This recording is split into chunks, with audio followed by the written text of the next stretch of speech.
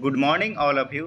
दोस्तों, आज हम लोग प्रतिलेखन संख्या 9 को करेंगे, जिसमें कुल 400 वर्ड है और इसकी गति 100 शब्द प्रति मिनट की दर से रहेगी। चलिए डिक्टेशन स्टार्ट करते हैं 3 सेकंड बाद। स्टार्ट। सभापति महोदय, ये शब्द मेरे नहीं हैं बल्कि राष्ट्रपिता के हैं। जो लोग आज सरकार में बैठे हुए हैं, क्या वे अपने दिल में सोचेंगे कि यह देशद्रोह शब्द बालकों को अंग्रेजी पढ़ाने के लिए राष्ट्रपिता का कहा हुआ है? आज 54 वर्ष देश को स्वतंत्र हुए हो गए हैं, लेकिन राष्ट्रपिता की इस बात पर आज तक ध्यान नहीं दिया गया है।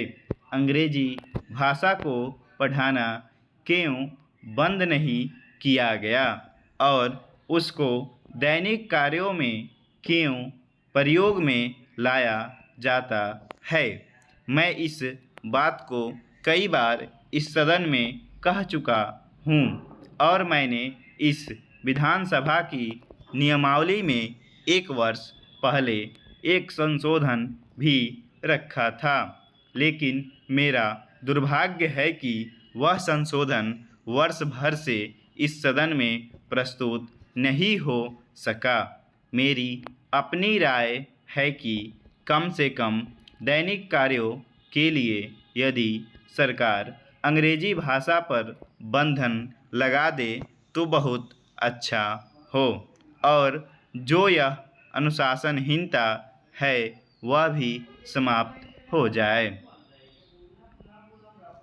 सभापति महोदय, जैसा कि मेरे मित्र ने कहा, लड़कों के माता पिता अंग्रेजी का प्रयोग करते हैं और उनके शिक्षक भी उसका प्रयोग करते हैं।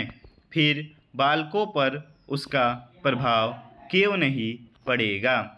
मैं उनसे सहमत हूँ कि बालकों में नकल करने की आदत होती है, जैसा वे अपने बड़ों को करते देखते हैं वैसा ही वे करते हैं।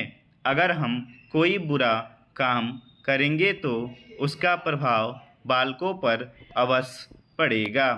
आप देखेंगे कि जिस मनोवृत्ति के माता पिता और शिक्षक होते हैं, उसी प्रकार के बालक भी होते हैं। हम दूसरों को तो परामर्श दे देते हैं, लेकिन स्वयं उस पर अनुपालन नहीं करते। इसके साथ ही साथ हमको शिक्षा प्रणाली की ओर भी ध्यान देना है। शिक्षा के जिन तरीकों को आजकल अपनाया जा रहा है वे वास्तव में लाभकारी नहीं हैं।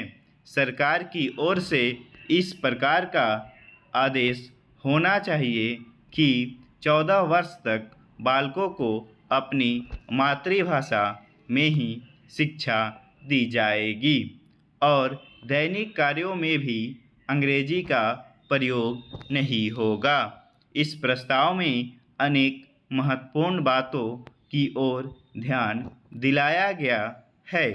मैं समझता हूँ कि जब माननीय मंत्री जी इसका उत्तर देंगे तो कह देंगे कि हम बहुत सी बातों पर कार्यान्वयन कर रहे हैं, लेकिन मैं समझता हूँ कि उन पर कोई कार्यान्वयन नहीं हो रहा है। स्टॉप।